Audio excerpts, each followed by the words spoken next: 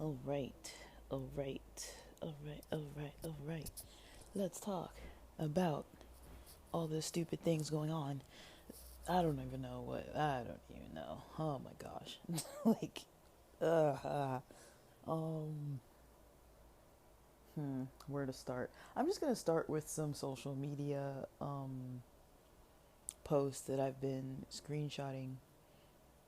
I think that's the easiest thing to start talking about and see if we can roll on from there. So, I have, let me make sure I have these. I have two screenshots I took.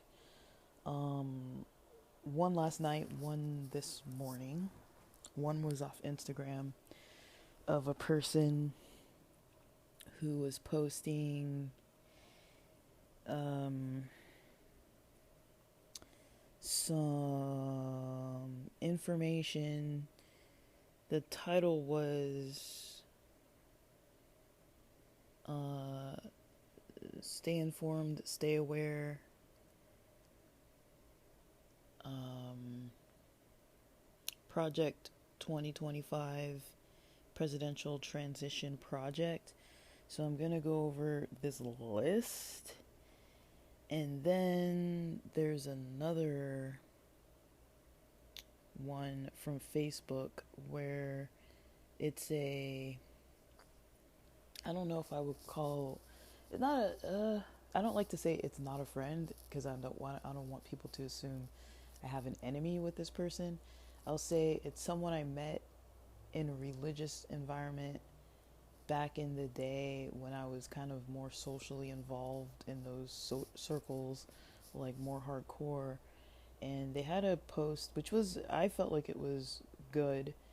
I want to go through that post, how they were kind of challenging um, Christianity in general, but I think it applies to pretty much any religious group that's kind of like blind to human rights, basically. And I don't know how else to phrase it. I feel like the question here is human rights, you know, and that's kind of what I want to talk about. I mean, I hesitate to even want to talk about this kind of stuff. Like, I don't want to talk about this. I don't want to talk about this kind of stuff. It's not my primary interest, but I also feel like, dodging it and, you know, I mean, if I have a platform to speak, even if there's one person listening or five people listening here and there, and it's just going to be planted on the internet for people to be able to kind of tune into every so often, I feel like, I feel like, people on the side of human rights, need to if they have a voice in any way, use it. And you know, I guess my main hesitation is I don't really like getting banned. So if any of these podcasts go down or anything, I think they all have some other, either like a blog or an Etsy account or a YouTube channel or something kind of sort of connected to it somewhat, where um if everything gets taken down off of the podcast, yeah, you'll have to search there and see if there's any update. Because I mean, that's my main hesitation, is that it's easy to get banned on the internet when you say something. If you say something and somebody doesn't like it, there is not a proper review process in place. Like, example, I've been struggling with online sales since October with freaking eBay, and going back and forth with Better Business Bureau and this other stupid company that's like basically harassing me, saying that I'm like stealing their intellectual property, which I am not. And they have a say. They can just restrict my posts, and eBay doesn't do anything about it. They give you the runaround, and you literally have to get some kind of authority involved to just like poke at everybody, to be like, look at this. I'm not going to stop putting in these claims until somebody gives me an answer. And finally I got a vague answer, and I was able to kind of figure out what it was that they were trying to say. And by looking at other people's posts that weren't getting taken down, I basically just shifted and had to take screenshots of their boxes, which are not my boxes, but the products are the same products. But I had to take screenshots of their boxes just to have a picture that didn't get restricted, that I guess an algorithm or AI or something on this other brand's side wasn't picking up anymore, because they were basically, they just crawl sites and find stuff, and I'm like, how many different ways can I say that this isn't the same thing? What they're saying and what I'm selling is not. There is no problem here, but eBay's like, sorry, and I'm just like, well, I'm not gonna stop. I'm not gonna stop. And that's just one little thing. I'm like, the internet doesn't have, a lot of these platforms don't have good processes when you are in the right and you're not either saying or doing something wrong. A lot of these big platforms just brush it under the rug, and they're like, okay, it doesn't matter if you've done all this creative work, or if you've put in all this effort, or if you're even making good points, or if you even are practicing freedom of speech. They don't believe in freedom of speech anymore. Like, that doesn't exist anymore, and they're trying to cut it down to a point where there's almost no freedom of speech. Ever since the Olympics, since I wasn't able to find the footage of some of the competitions that I wanted to find replayed, like to replay it, ever since that time, I realized, you have to basically screenshot or screen record or save what you want, because if you try to go find it on the internet, it's not that easy. I mean, you can go through a VPN process and go on Reddit and like ask around and get some answers from different people, and they'll tell you like which countries you can get certain things in, and you have to like switch a VPN over, and that's kind of like a temporary solution right now. But I mean, they want to change history. They're trying to dabble in it's. I don't even know if it's considered censorship at a point when they're trying to stop history from being taught.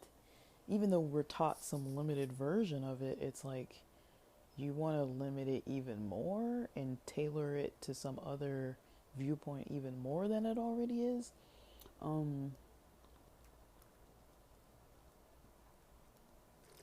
Sorry, I'm hydrating. But we're gonna talk about some things, and I'm gonna be all over the place, and but I guess briefly where I wanted to start before I start talking about those two screenshots, I guess kind of something that like popped into my mind was some. It's kind of this is gonna get kind of dark a little bit. At least in my opinion, it's kind of dark because I don't really like really like dark content. But I started studying this.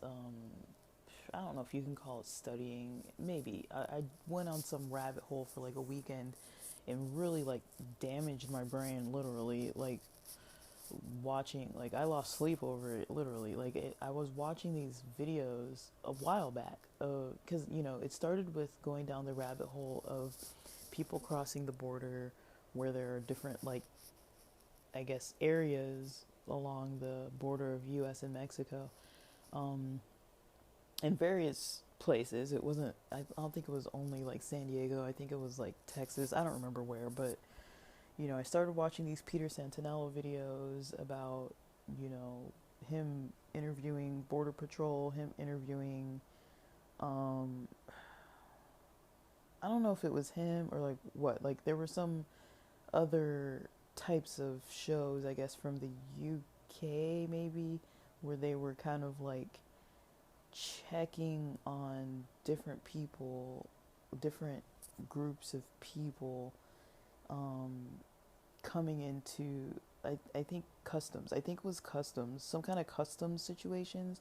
I Some of it was through flights. I think I started watching that. And I don't know what these shows are. They're just like on the internet, like these kind of documentary series where you can just watch these episodes back to back. So this is a combination of things I was watching with like different groups of people migrating, immigrating. I don't, what do you even call it? They're basically fleeing their countries. So the airport ones had it so that like people were like faking being students and saying, "Oh, I go to this school," and so they were basically trying to make a life in some European countries, and they would get fake documents, fake school documents that I guess customs, or maybe customs isn't the right word, but I think it was customs or some kind of immigration department or something that would like check the paperwork, and there would be discrepancies. Like they would call the numbers of the school didn't exist, or they look it up online, and it's like, say it's 2025 now, and it would be like this website has been closed down since like 1999 or something like that. It's like, I don't know, that's extreme, but it was like there'd be like 8 years where like maybe that website hadn't been updated, or like it didn't seem like anybody was really using the site, or they would look up the sites of these schools and they didn't seem to exist. And there are people in other countries, multiple other countries, so I don't even want to really name them because it was so many different countries, where people were basically paying other people to give them these fake transcripts, fake documents, fake proof of like school classes. But then when these agents would interview the people at the airport, so that they couldn't really get into their country, they would interview them and they would ask them like, who gave you this? Where'd you get this? Where are you going to school? What is your major? What are you taking?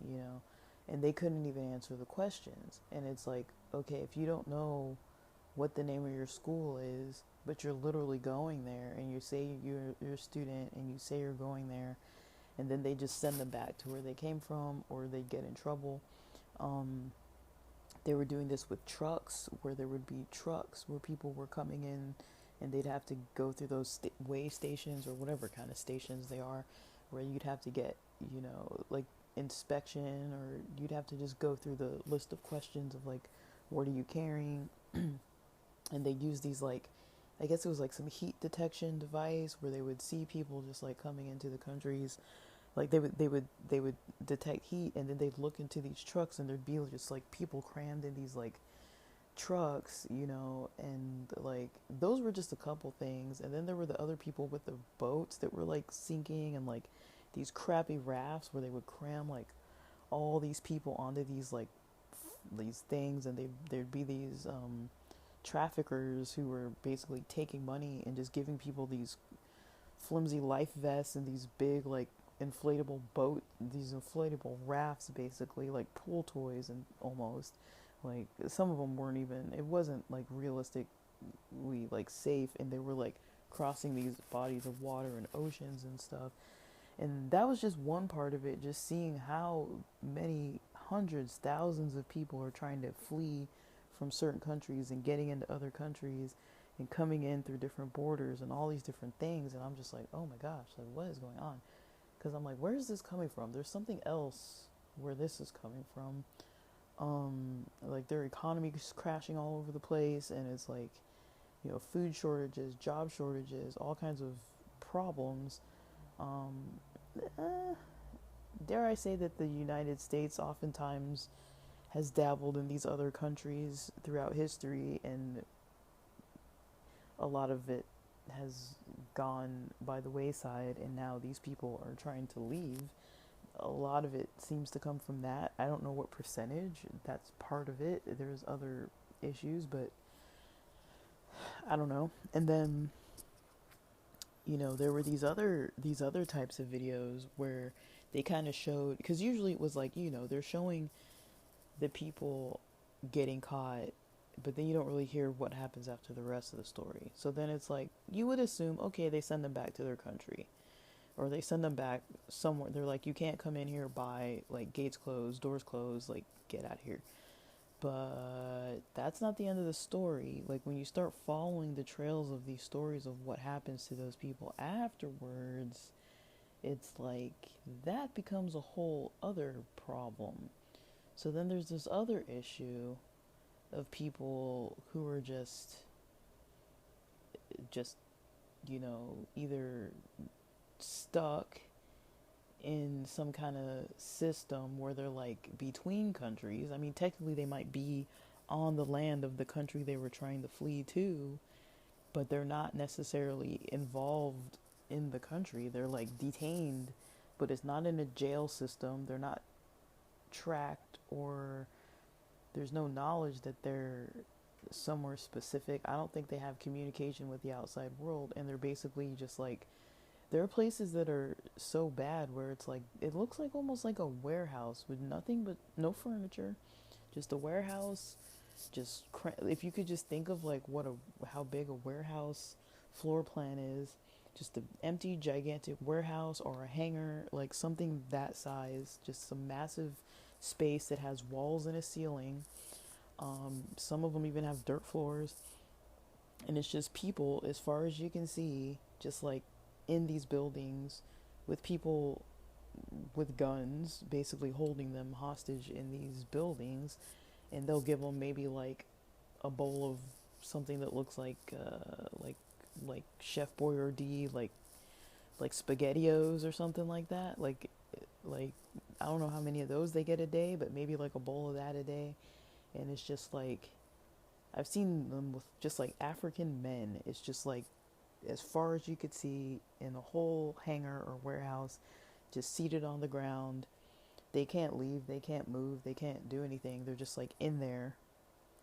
And it's weeks, years. They're just like in there. Some of them are ill. Some of them, I mean, people are probably losing their minds. Like, they're not, there's no like program where they're like, okay, in the mornings we have like exercise, and, you know, we hydrate and we wash and, you know, we work or anything like that. It's like they're just sitting on the floor all day long, just hundreds and hundreds and hundreds of people just sitting there, you know, on the floor, and then just waiting to get fed, or like in line for like what, some kind of bathroom system. There might be a couple stalls for like bathrooms and like water, and that's all you really have access to. And it's like buckets for bathrooms and stuff. It's not like sanitary. And I don't know if they get showers or anything. I don't know if they get exercise. They're not like in a system where they're documenting these people or like processing them in any way. They're just like stuck there being fed, if they're being fed. And they have no weapons. They have, a lot of them have no shoes. If anything, they might have like flip-flops. I don't know the weather conditions.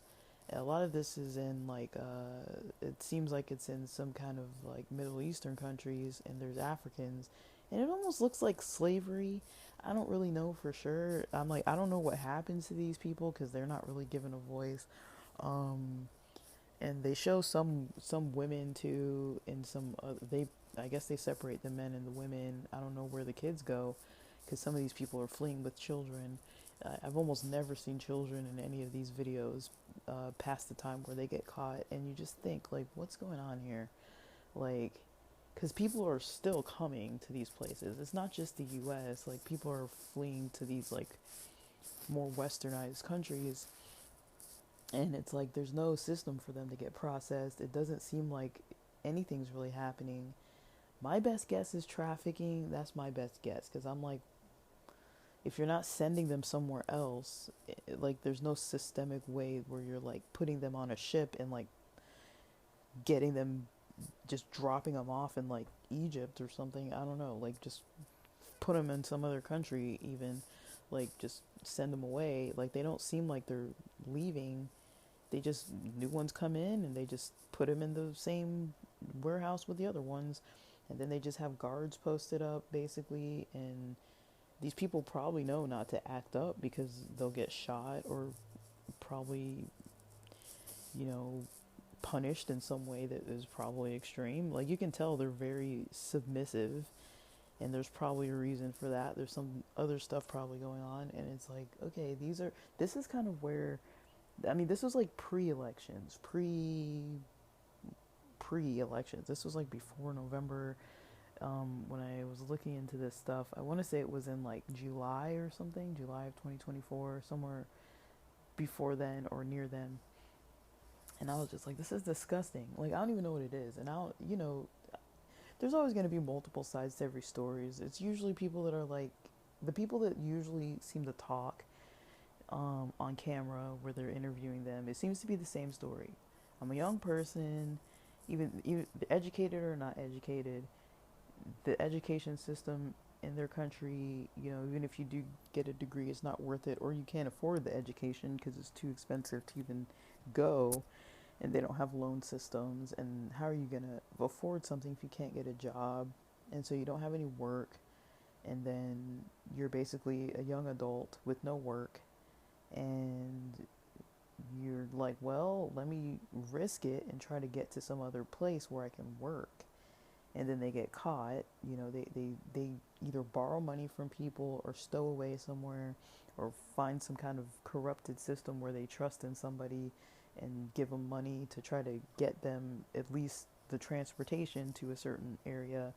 And then those people wipe their hands of that person, and then it's hundreds and hundreds of thousands of people doing this, and they're all just like, well, so and so left and they made it, and it's like they know that there's other people that are doing it that just go missing, and then they're like, well, I'll take my chances because they've got nothing where they've got enough of nothing where they're at that they're willing to risk leaving. Now, not all these people are like good people, but it's not like you hear like the people involved in crime just being like, oh yeah, I left my country because I want to come here and deal drugs or like kill people. Like, nobody's saying that.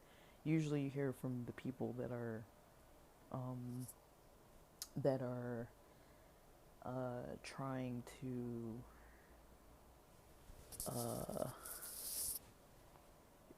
what do you call it?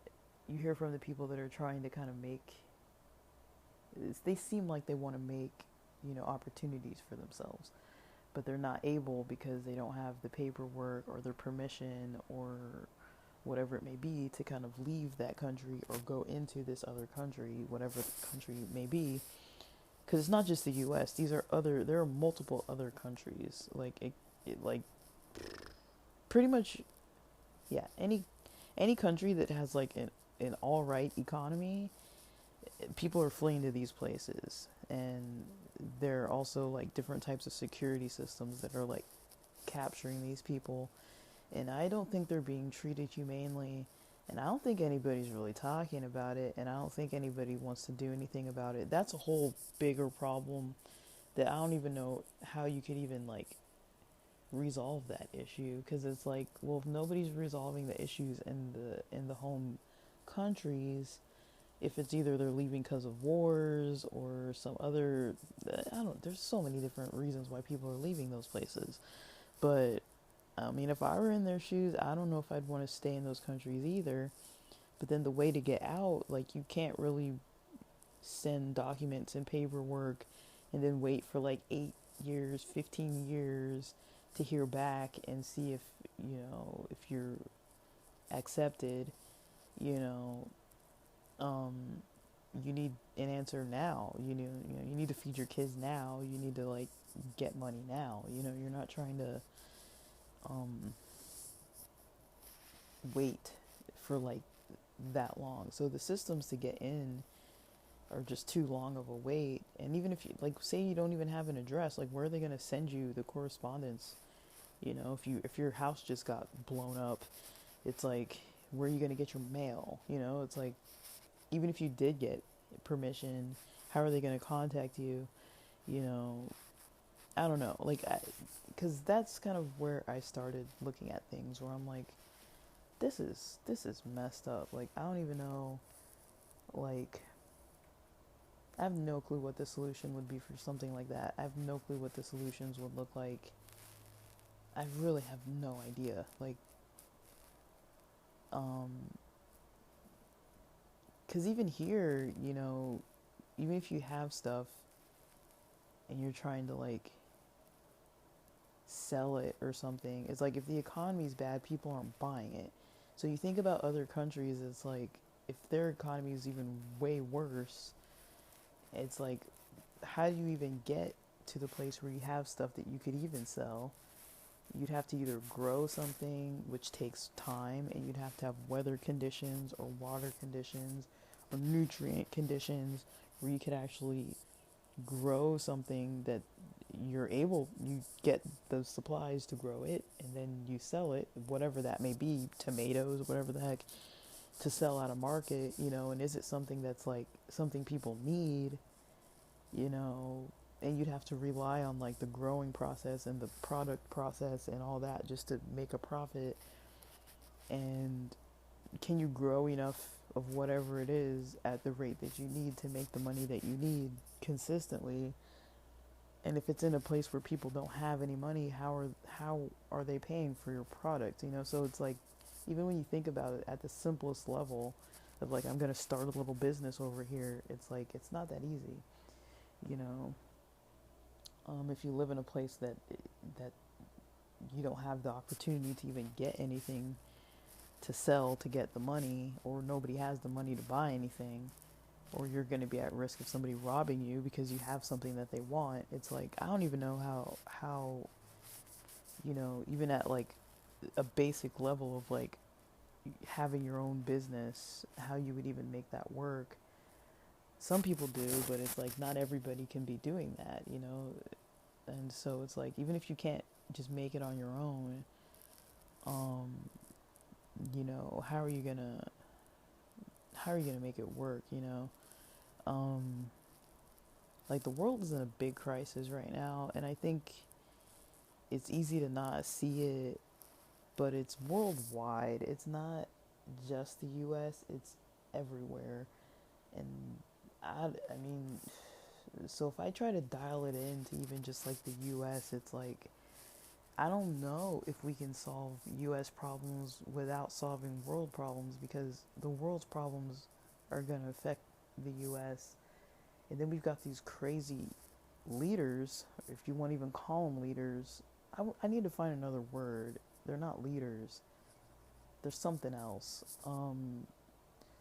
But we've got these crazy people that people have put in power and given them control. And they're not good people. And I don't understand why some people don't see that. Like, what is it that they think they're seeing? And I've talked about friends with this, where I'm like, I've talked to these people that say they support some of these evil, controlling people in power. They say they support that. At least that's what they said. They wanted that. They're like, I want this person in power because I think I want them for whatever reasons. Like, I usually it was like one reason. I've heard people say one thing. Usually it's like one thing, like, okay, they're anti-abortion, so they vote for this person. Or they think that there's a prophet. They're a prophet. They've been told by some religion that this person is a prophet, so they vote for this person. Or they think that Republicans, care for a better economy, so they vote for this person. Or they think that, they say that, for example, Bitcoin, is gonna, take off, because I like what they seem to be structuring around Bitcoin, so I'm voting for this person. And it's like, okay, you have a reason. You have a reason that you think it aligns with something that you like. I can understand to that point. But then I'm like, are these people overlooking all the other stuff? Because that's one reason. Usually the people that I've talked to, when you dig with them and you're trying to figure out, like, what the heck, why do you still prefer this guy? They will say, one reason why. They don't have a list. At least the people I've talked to don't have a list saying this person's, a whole lot of things about this person. It's usually one thing that they're latching onto, that they're like, I hold this so dear to my heart, or this is something that interests me so much that I want this, or saying things like something about Kamala's race, or whatever it may be. They want the other guy because this lady has some ethnic thing, confusing thing going on. I don't know, but it's like they give one reason, and I'm like, first of all, when did people start voting because of like one thing, because of one, like, is that how people vote? I don't feel like I'd ever heard that in any other election before, where people were like, I'm voting for this person because of this one reason. I feel like when I was younger, from what I knew, is like people took on the political party that their parents preferred. In my household, it was usually people saying they're Democrats, and my parents were always kind of like, you're a Democrat, you're a Democrat. And I'm like, at a certain point, maybe in college, I was like, I don't think I'm really a Democrat. I'm not a Republican. I get why people vote Democrat when you're not a Republican, because it is like a more popular party. But I feel like a lot of people who aren't Republican also are not Democrats. So it's also a whole thing where it's kind of like, vote for something more similar so the other one doesn't get in power. Um, you're just not Republican sometimes, or you might be Republican, or you might not be. I mean, I don't know. Um, but I think in the other election, you know, where Trump won, not this current one, but the other one, I feel like then, I don't know for sure, but I feel like his social media presence, that's where you started seeing a lot of this social media stuff. He was, as far as I remember, maybe it was Obama, but as far as I remember, Trump was the first one who was like up on Twitter just like acting a fool. And I was just like, what is going on? Like, this guy is weird. Like, what's going on? And people loved it. People loved it. And, I have plenty of people that I know in my life who voted for this guy. And the first time. And the second time comes around, and I'm like, the same people, not all of them have the same opinions about him anymore. They've kind of shifted a little bit. They're a little more cautious, some of them. The world and the state that it's in, and our country and the state that it's in, after seeing how things went with the pandemic, and seeing how things didn't really recover so well after the pandemic, and seeing how things are a struggle with the economy again, and how we had a leader, a person in power who was like not even like mentally able to, like, I feel like he was experiencing elder adult abuse. I don't even know how that wasn't reported. I mean, what authority do you report for like abuse of a president? Who knows? But I mean, it if it was any other elderly man, and if I was at a work site where I heard that there was an elderly man that was being treated like that, I would say that was like an adult protective services report. Like, they were manipulating him, like, you know, it on so many different levels. I mean, how can you even say someone's a president if they're not even there? Like, mentally, he's not even there. And I'm like, and they didn't make him step down immediately. They let him get on camera on national live broadcast and talk, or try to talk. I mean, this guy, like, I could have done a better job if I ate like 100 milligrams of edibles. Like, this guy was like, I don't know, like, his brain was not functioning at all.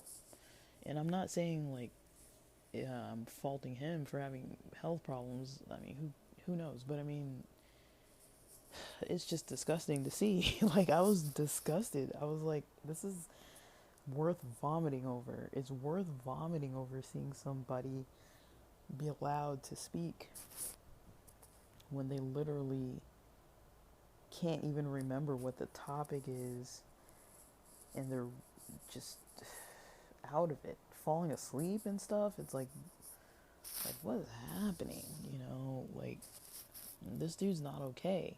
And they didn't do anything about it swiftly. Like, it was a process where he was not okay for a very long time, and they let it go on and on and on. I mean, is that, like, I don't know. Like, what do you even do with that? You know, what do you even do with that? Like, who are these people? It's like they're not normal human beings. They're not. They don't really care for humanity.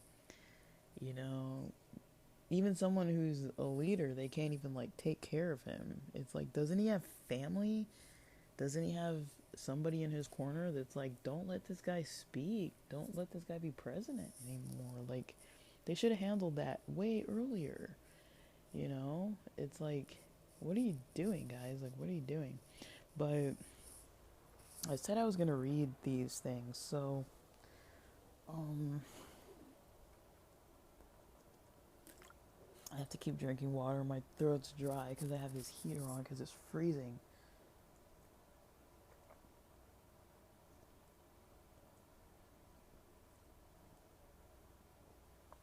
And I get a little dehydrated from the tea. I'm back on drinking yerba mate, so.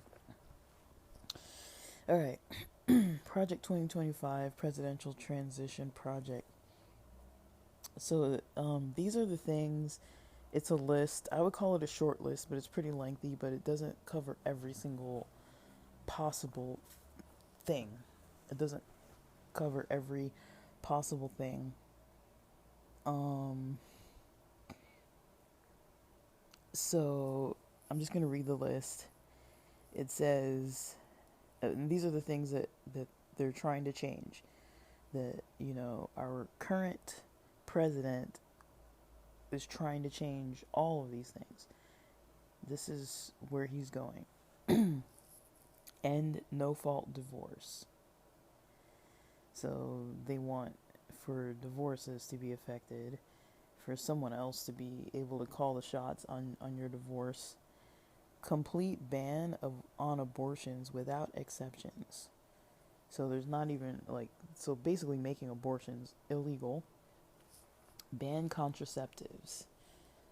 I mean, anything that basically makes it so that you would potentially not get pregnant, to ban them. I don't know if that includes like condoms, or if that's birth control, condoms, any other thing along those lines. Can you ban that kind of stuff? That's crazy. And already we're only 3 items in, and it's like we already have freedoms around marriage being affected, around your own physical body and procedures being affected, your sex life being affected. Like, they really want that. Like, what would be the point of banning contraceptives? Like, come on, really? Like, I don't know. Okay, let's keep going. Additional tax break for corporations and the 1%.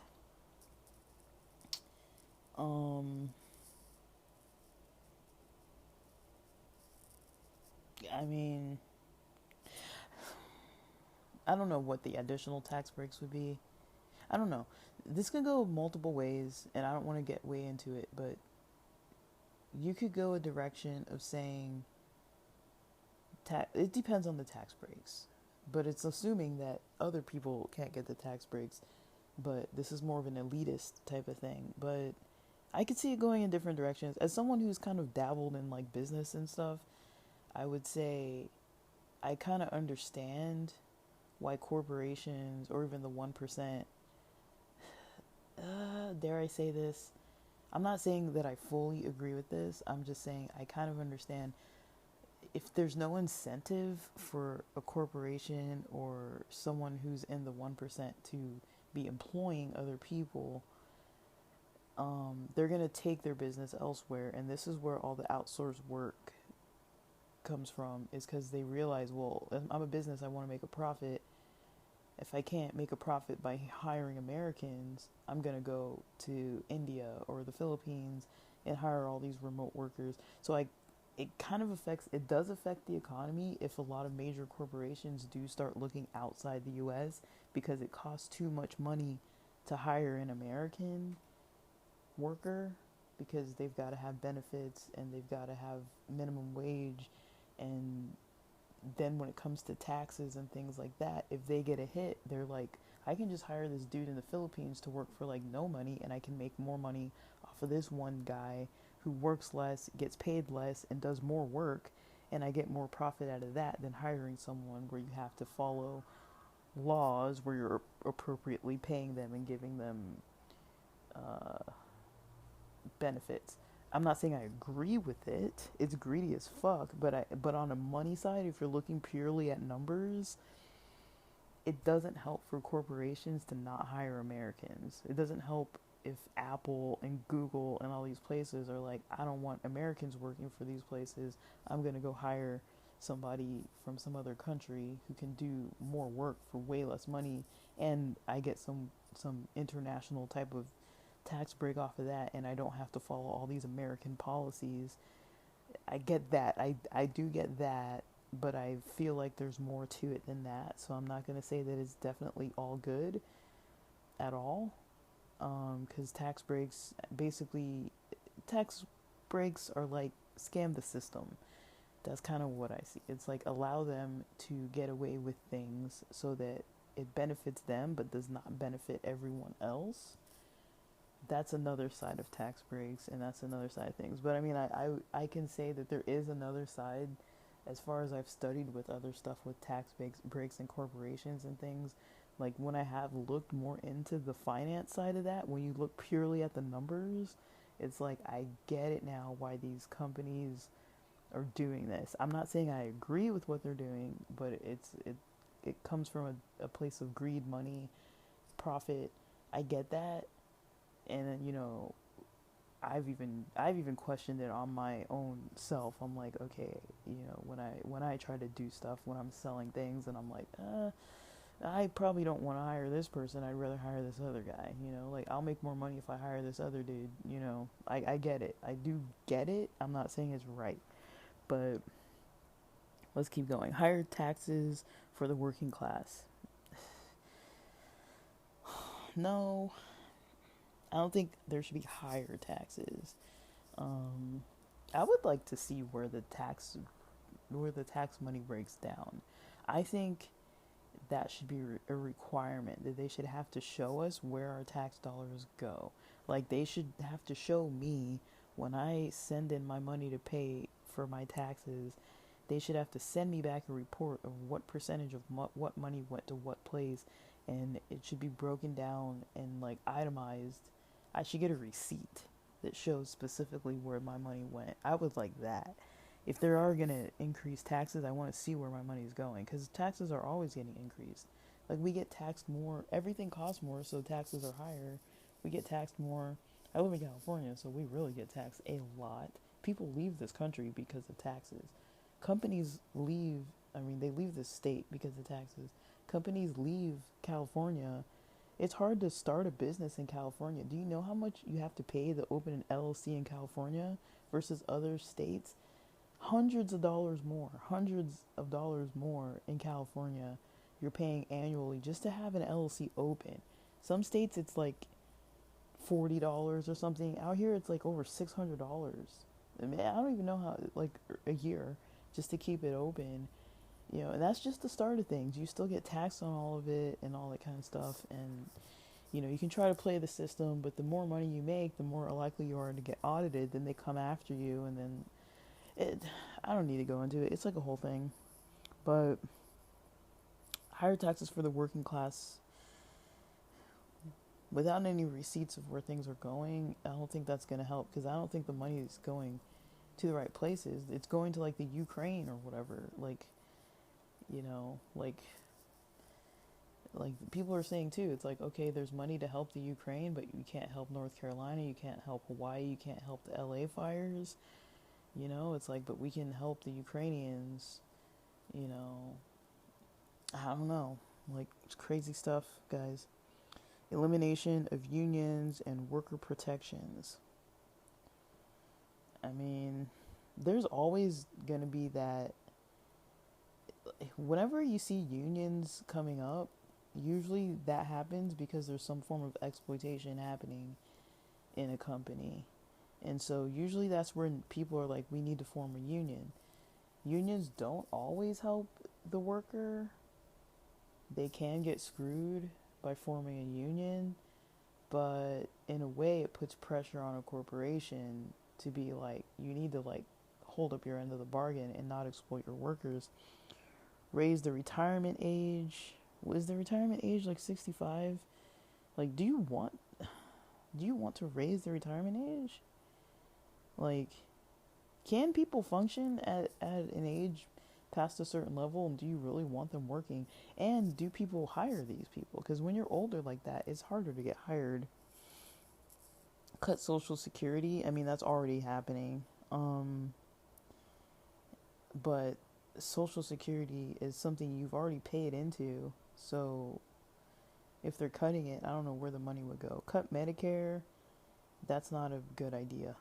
Like, how do you know how else to explain that is not a good idea to cut Medicare? People who can't afford health insurance, you want to cut their health benefits? Cut health benefits for people who can't afford to pay for health care? Do you want more sick people walking around the streets? Do you want more ill people? Physical and mental health. Physical health, mental health, they're not disconnected from one another. If you have a chronic pain condition, there's no way it's not gonna affect you mentally and emotionally. If you have a disorder with depression or anxiety, there's no way that's not going to affect you physically. It affects the way you eat. It affects the way you sleep. Do you want someone teaching your kids, who can't afford health care? Do you want to be getting gas at a gas station with somebody who's going to like flip at any moment? Like, no. Like, you want people who can't afford things to be able to get the care that they need, because that is going to trickle down to the rest of society. You can't have people with all these untreated illnesses walking around and having to work or find work or do what kind of work they can do in service positions and all sorts of positions. Do you want your boss, do you want your do you want your coworkers to be having health problems? You're going to have to pick up the slack. Like, it doesn't make sense to have more sick people. I would say I would want everyone to have the best health care ever, so that everyone has as good of health as possible, so that everybody's not like affecting everybody else in a negative way. We've all worked with people that are toxic, lived with people that are toxic, have toxic family members, toxic neighbors, toxic people who work at the store. Do you want more of those people running around town that you have to deal with on a regular basis? The person who you accidentally slammed the brakes because you're trying not to hit a dog crossing the road, and then they chase you down the freeway because they're mentally unstable. Like, do you want people robbing you at gunpoint more often? I mean, like, that's what this looks like. You go ahead and cut health services, you're going to run into more problems. People are going to be robbing you more. There's going to be more thefts, more problems around in society if you have more ill people, And companies can't function if you have a bunch of people working for them that are ill. And then what's your incentive to make more money? You're going to have to pay for all the sick people who can't work. It doesn't make any sense. You want people as healthy as possible so they can contribute to society. And so you don't have to deal with the fucking people that are not stable all the damn time. Like, do you want to deal with unstable people? I mean, I don't. I don't. I've dealt with enough of it. I don't want to deal with the guy who tried to walk up the side of my driveway while I was sitting in my car. What the heck is that? Like I don't want these people running loose on the streets without health care. Like, give people health care, you know? Health care is good. End the Affordable Care Act. Bad idea. Raise prescription drug prices. Why would you want to raise prices on prescription drugs? They're already super expensive, you know? And if you're cutting insurance, that means you're cutting the possibility that your insurance is going to cover certain medicine. And if you can't get the medicine, you're at risk of using other stuff or self-medicating. Do you want more people on drugs? I don't think so. I don't think we want more people on drugs. Eliminate, I don't think we could stand to have more people on drugs, but that's what's going to happen. If people can't afford medicine, they're going to be drinking, they're going to be using all kinds of other things way more because it's cheaper, and that's what they'll do. That's exactly what they'll do. Why wouldn't they do it? I would do it if I had some kind of pain condition that it's like either get pain meds or drink a soju every night. Have some whiskey. If it helps, do it. I mean, I take melatonin. Melatonin is not cheap. It is not cheap. It is an expensive supplement. Like, you can get cheaper versions of stuff, but it's not cheap. And if you use it on a regular basis and you go through it regularly, you realize it's not cheap. It's not affordable for some people, And that's not even, I don't even have it prescribed. I have to buy it out of pocket. But, eliminate the Department of Education. Eliminate it, and then what? So you want people to be dumber? You want dumber people? What does that even mean, though? Because I don't really know what that means. Because if the Department of Education doesn't exist, I don't know how I'd want to know how that specifically affects education. How does that affect education?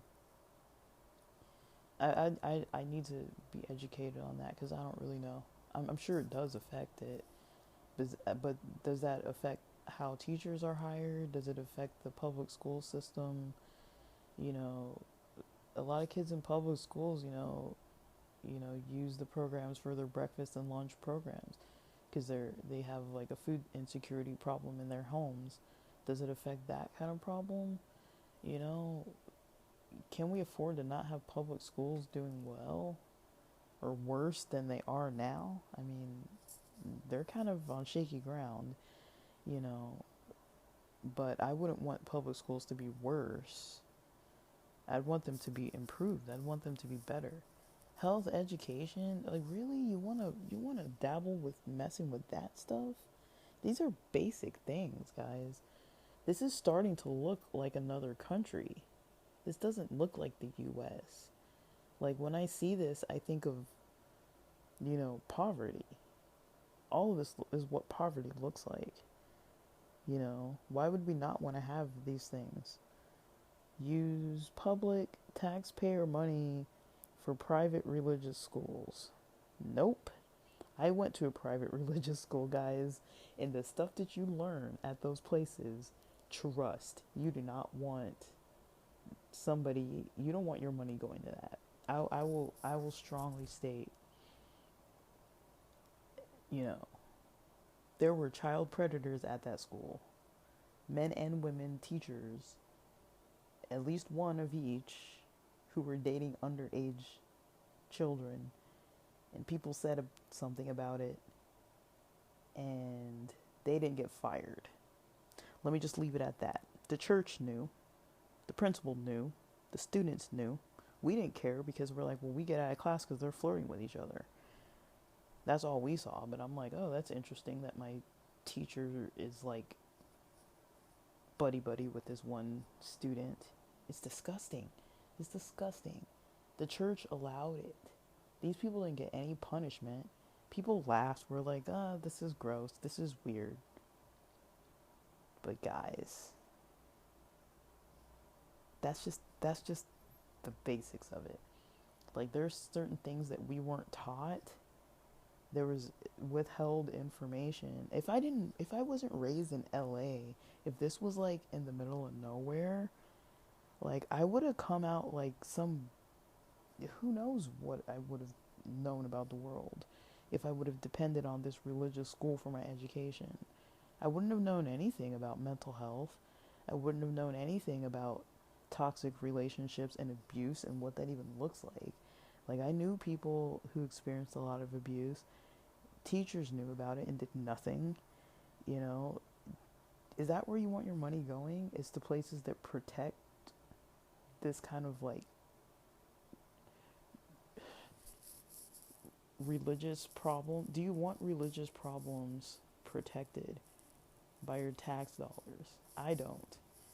And I'm not even anti-religion, and I don't want my money going to these religious schools. Even the schools I went to that I do still hold value for some nostalgia from that place and the friendships I made and still have from my youth. That is very rare that you know people from like, you know, from when you're 5 years old. I'm 41 and I still have some of the same friends.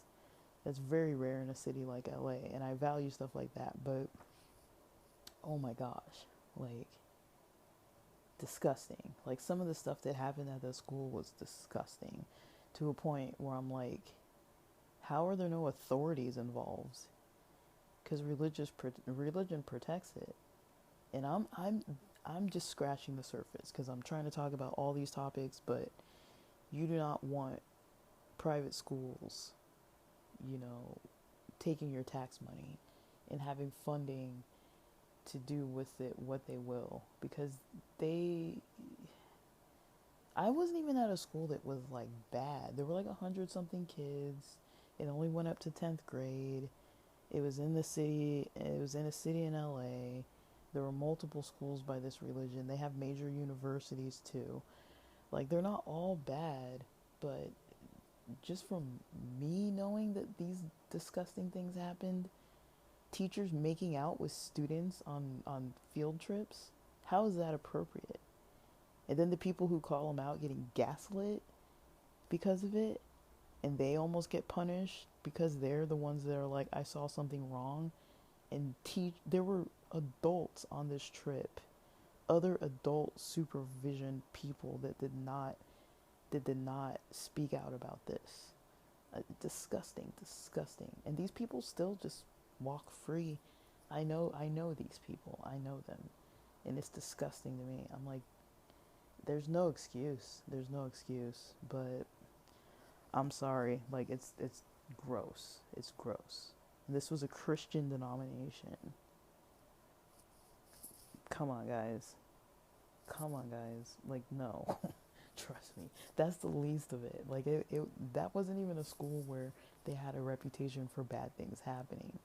But, like, there are some slimy creeps in some of these places.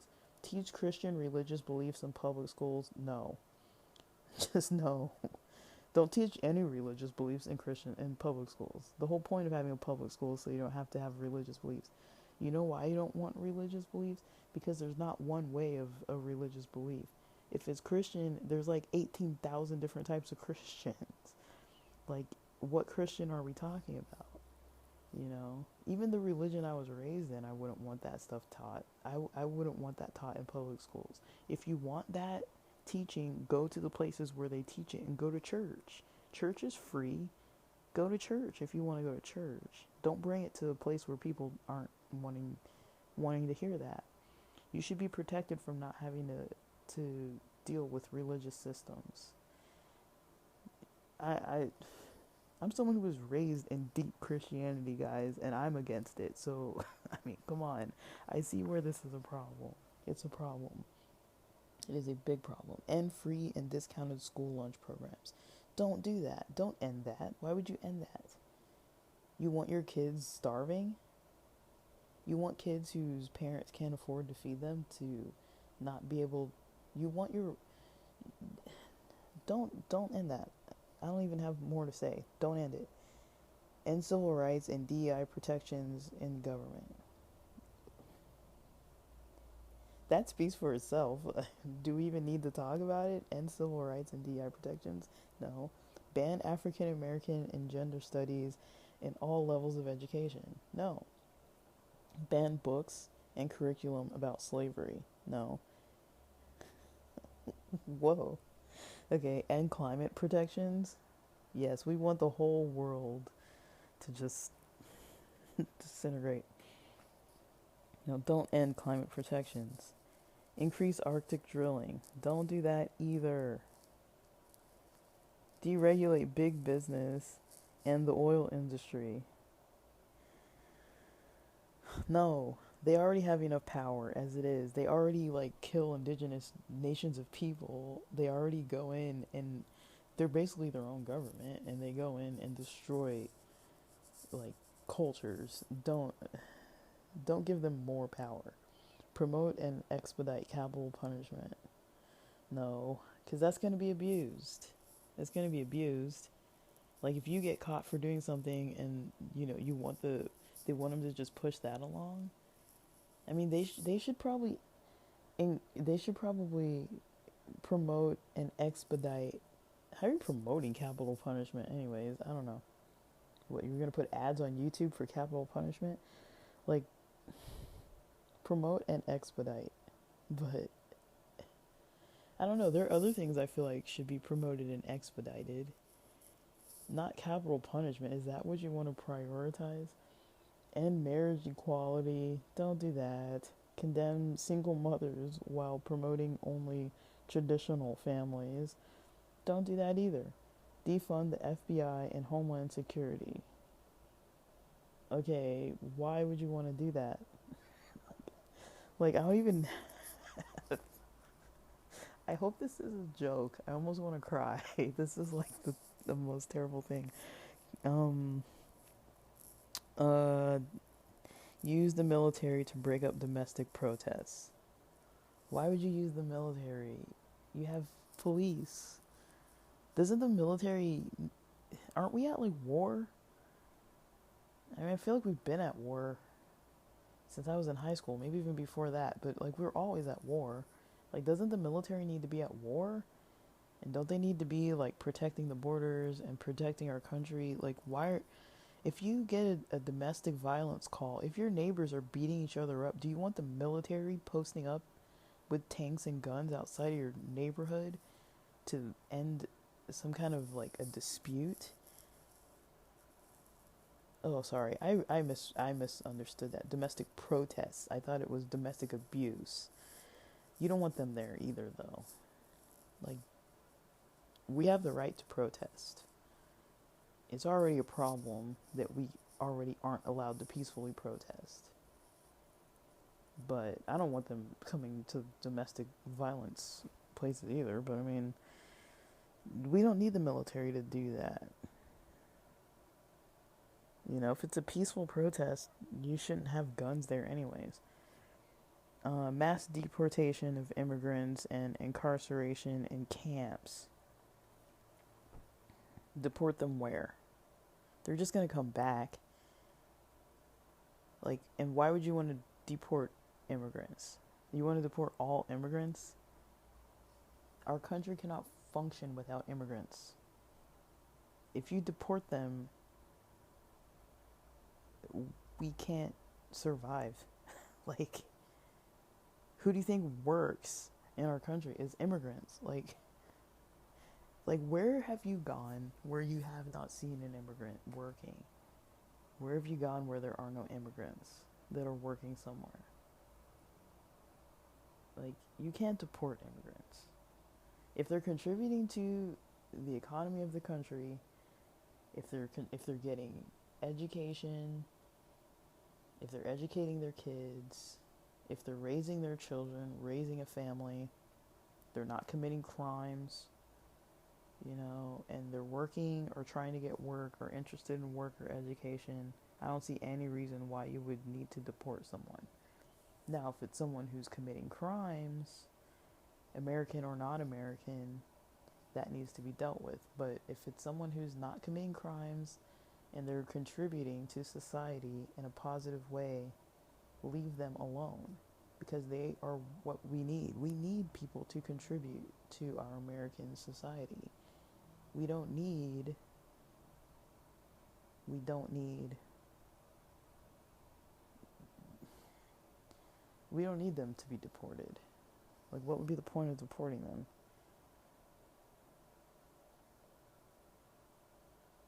And you want to is it saying that they want to incarcerate them in camps?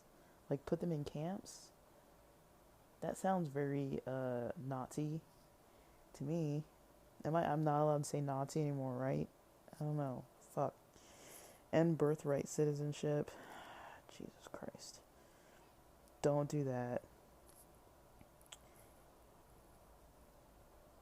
Ban Muslims from entering the country. Whoa.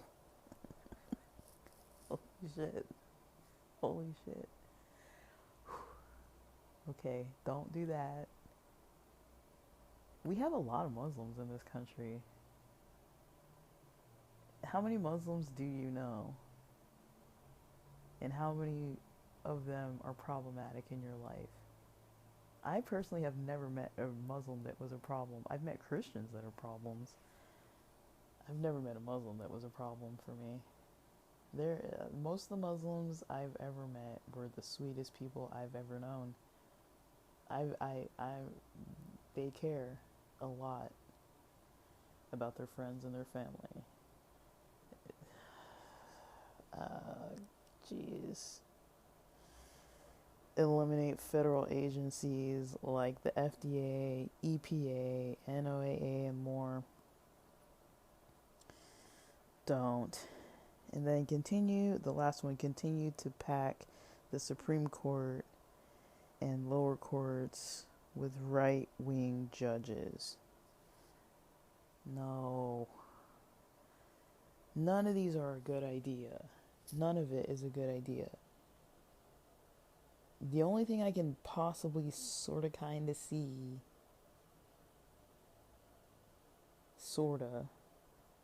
just because I live in California and I know about businesses a little bit and I know about LLCs and things like that, I can kind of sort of see some of the reasons why you wouldn't want to put so much pressure on major corporations to the point that they don't want to stay, because it kills the economy of a city, it kills the economy of an area.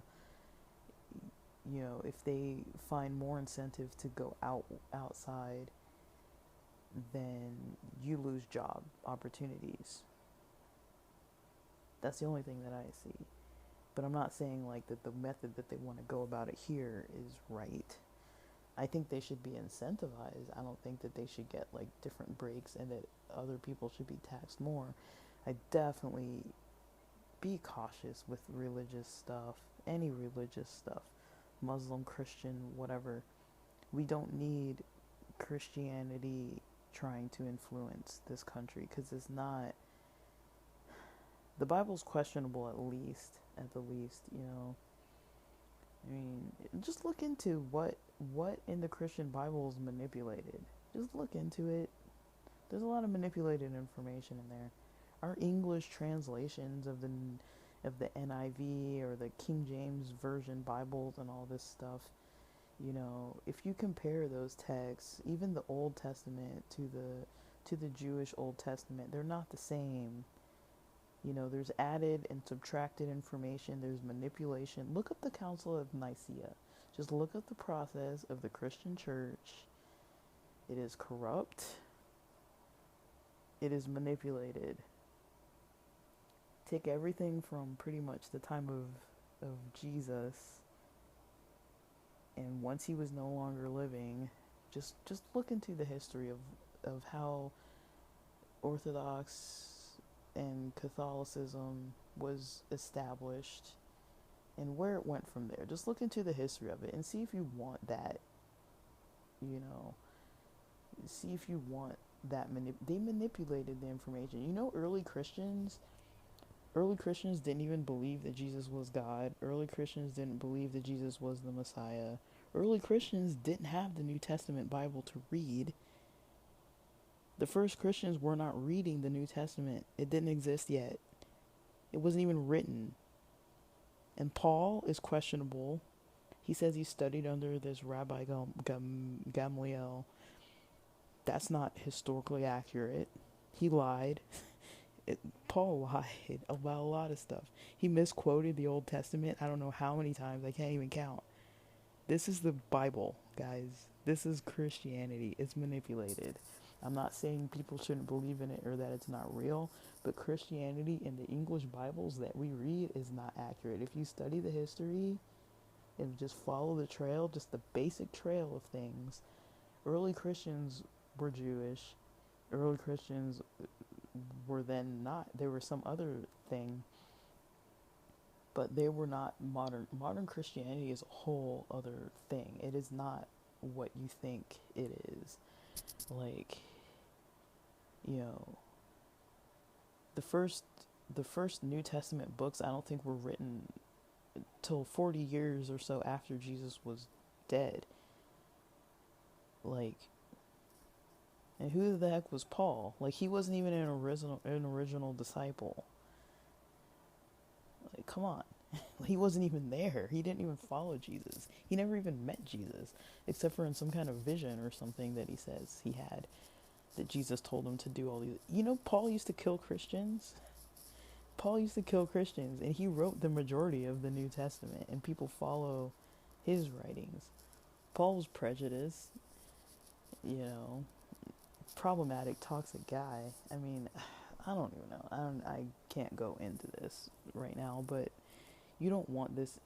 You don't want Christian influence in public schools. You don't want it.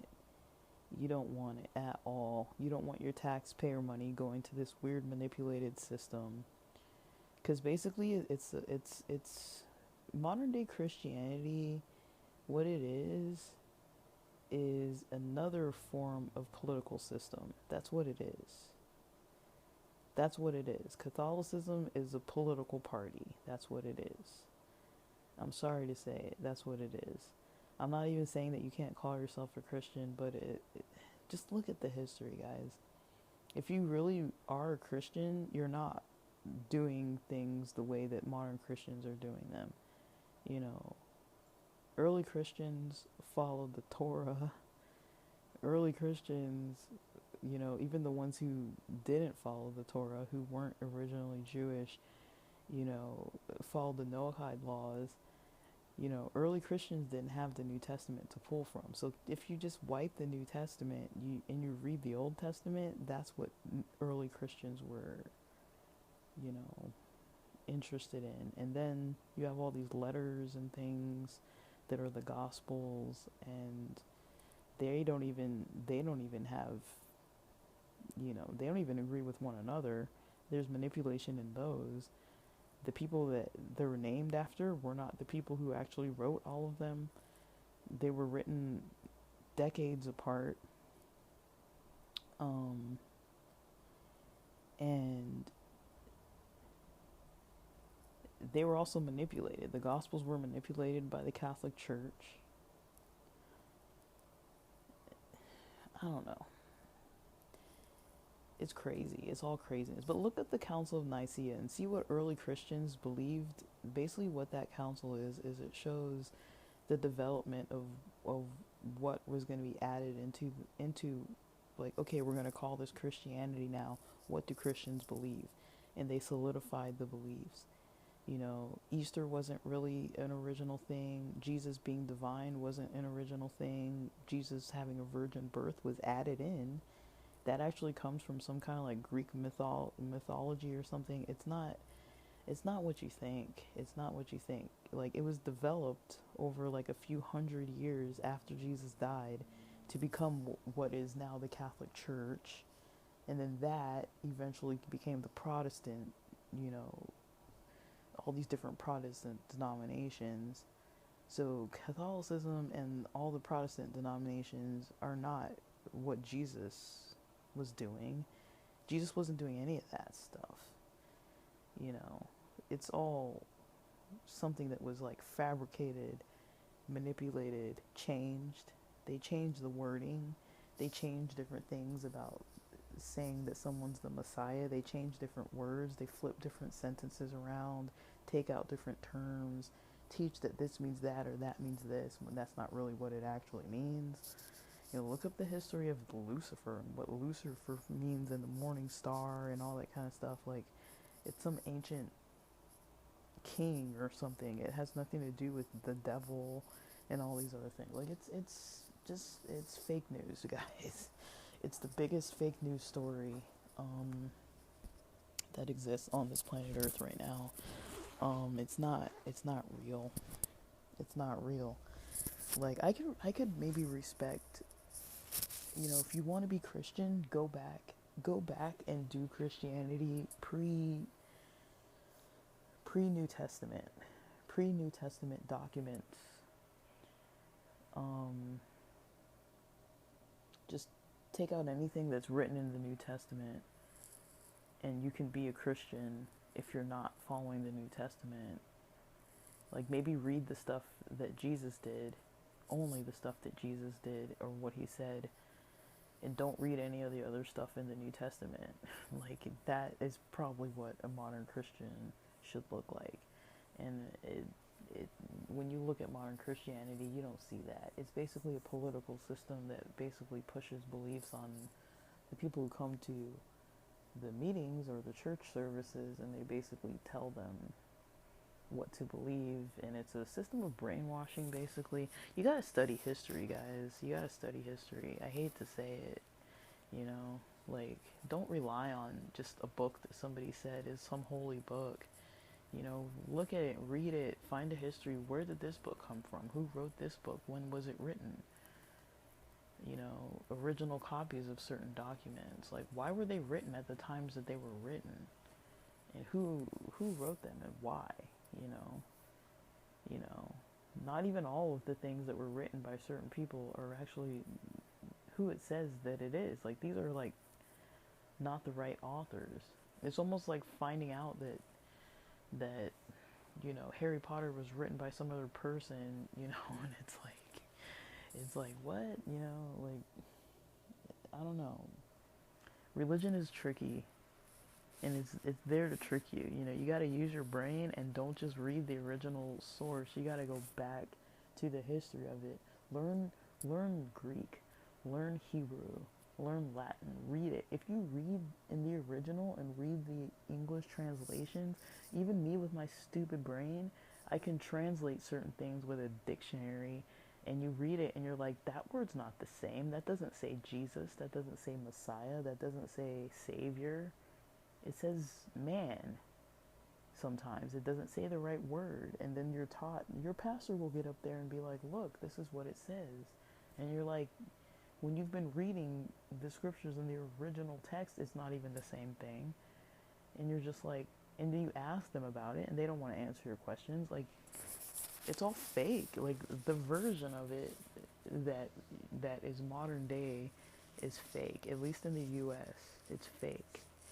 You know, it's fake stuff. You know, there are aspects of it that are accurate, but there's also aspects of it that are very inaccurate, and you gotta point out the inaccuracies. It's not all accurate. But I'm gonna be talking on here forever. It's been like an hour and a half. One more. So this is from someone on Facebook. I'm not gonna say their name. And it's the last thing I'll say. So this guy, he comes from a Protestant denomination of Christianity called Adventism. That was the denomination I was raised in. I know this guy, and he was saying this. I grew up in a Christian church, in an Adventist church, that told me the end of days would come with a false prophet, one that would rise the ranks of politics, deceive the religious leaders of the time, and stand on the side of greed and all things antichrist. I have long wondered whether those eschatological views were true or not. I still do. But the most gut-wrenching part of the last week is the silence by most Christian denominations, by my Adventist heritage to what they, I think it says, what they themselves have long predicted. God help us all. And it's true, the churches have been silent. They have been very silent. And that is very disturbing that the churches aren't calling out a lot of this stuff. The churches aren't trying to protect human rights. They're kind of like, they see somebody say, "Oh yeah, I want Christianity to be spread." Guys, do you know that they're not going to spread the Christianity that you want? Even if you are a Christian, they're not going to spread your Christianity. They're going to twist it and turn it and manipulate it into some other thing that's not, it's not even what you will want. You got to trust me on that. It's not going to be the Christianity that you want. They're going to call it Christianity, and it's going to have bits and pieces of what that looks like. But then you're going to look back in like a year or even a few months and be like, "Wait, what are they doing? This isn't Christianity. It's something else." And they're just going to call it Christianity because they can do that, because they're the government. It's not going to be Christianity the way that you want it. It's not going to make the world holier. It's not going to make people more like moral and righteous. That's not what's going to happen. They're going to use certain things to manipulate government systems and make it so that you don't have rights. You might not even have the right to even hold your church services anymore if they have some government involvement in it. You know, you got to think about it. But I'm out of energy from talking about this. Like, but just, these are all just food for thought. You don't have to believe anything I say, you know, but I would just encourage you to look all of it up. Look up every sentence and challenge me on it. Look up every single thing that I say and challenge me on it. And if I'm wrong, call me out on it. You know, I don't even care at this point. Like, just tell me if you think I'm wrong. Like, tell me and bring proof. Bring your references to the table and let's look at it together. And if I'm wrong, I'll say I'm wrong. I'll own up to that. I don't really have any shame to say that I'm wrong when I'm wrong. But I don't know, the parts that bother me, all of this bothers me the most, but I would say the parts that bother me the most are when it comes to the religious stuff. You don't want to play with that. You don't want to play with that, you know, because a lot of people don't spend the time diving into religion. You know, even from what I've done with diving into religious stuff is not even fully a full picture. You know, I've talked about on the podcast Theory and Theology, I talk in depth about a lot of stuff about the Council of Nicaea. Even if you just look it up on Wikipedia and the history of what it is, and you kind of see kind of where the church kind of how it became how it is somewhat, you see that early Christians did not have these beliefs. There were groups of manipulated, you know, the people who were actually in the Council of Nicaea, if you didn't agree, you would be killed. You would be killed and probably even tortured. And so basically you had to agree with these certain things that the Catholic Church was trying to set up. You had to agree with it. Because if you didn't agree with it, you'd be killed. And so that's how the church was formed, was by killing people that basically protested that it was wrong, that we can't say that this is a Christian belief, that we can't say that Jesus was divine, and we can't say this or that about Jesus or about the Virgin Mary and all these kind of things. They manipulated people into having to vote to say that, yes, this is going to be part of the Christian doctrine. And then they changed the Bible to make it seem like that's what it says. I mean, if you take even like something that's more well known, like Handel's Messiah, the wording from that, a lot of it comes from the Bible. A lot of those texts are manipulated. Just that basic stuff, you know, just look at those words and Handel's Messiah. Look at the terms, see where it is in the Bible, and see if you find other sources that are older sources where those words were not the same words, and that's not what it meant. So it's all in history. If you look, you can see it. I'm not saying people shouldn't be Christian. I'm just saying, like, modern day Christianity is not really what people think it is. It was manipulated to become what it is, and now they want to try to use some manipulated religion to turn it and twist it into some political system that is not going to be what people think. I'm not even saying that Christians, that they shouldn't promote or teach Christianity anywhere, but if they're going to teach it, I mean, it's already manipulated as it is, and then they're going to manipulate it more to try to manipulate the people. You know, they're going to use it as some kind of policy system and system of like creating like laws and things like that. But they're going to call it Christianity. It's not Christianity. Even what we call Christianity today is not Christianity. So I don't even know. It's just exhausting to talk about because people don't want to listen. They don't want to listen. They're like, oh, I want to listen to my pastor. Like, your pastor's not telling you the truth. Ask them what they learn in school. Ask them what they learn. You know, when I started coming to my pastors with Hebrew knowledge of what I had actually studied, and they would just look at me with blank stares and wouldn't answer my questions, that told me more than anything I needed to know. These people have, I started talking to my theology major friends when I was in college studying psychology and they were studying theology. I would get materials from these people of what they were taught, to know the original Greek. I have a Greek New Testament that one of my friends gave me because she was studying theology. You know, I would learn what these things meant and where they came from and why it's this or why it's that, and I would learn bits and pieces of what they were learning in school, and then I would see what they would teach in the church. They learn the history in school. They learn all of these things in school, but they don't tell you that when they go up on the pulpit and start preaching. They're not going to tell you, hey, I'm reading this from the book of Mark, chapter 4, and I'm going to tell you about this.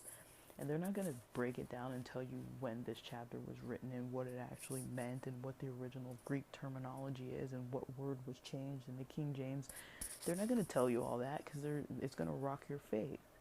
They're going to tell you what they need to tell you so that you keep coming to church. They can't tell you a different story. And if you do tell a different story, you can ask our friend that was the pastor of the Hollywood church. You get excommunicated for teaching the right information, the right historical information. You get excommunicated from a church as a pastor if you teach that. You know, even though they learned it in school, they get a master's of divinity and they know all these languages and they know the original text and they know what wasn't right. But they don't teach you that. And you gotta ask why, you know. What other major does that where you learn something in the field and then you can't teach it in your professional life? Like in psychology, we learn a lot of stuff and then we can teach it, you know, in our group sessions and in our therapy sessions, and we can tell the clients about the theories of like what's going on behind things or what the research says. You don't withhold information. If somebody comes into you and they say, I'm really depressed and I'm having all these problems, you don't like spin some story and tell them, oh, this will help, just do this, when you know that's not the truth, you know, like, but that's what religious teachers do. Most of them do that. There are a select few that will actually tell you the truth and that do study and teach what they study, but it's a problem. It's a big problem. But I need to stop talking before I lose my voice. Thanks for listening. I hope this 90-minute long episode makes up for all the posts I haven't made. But, alright guys, hang in there.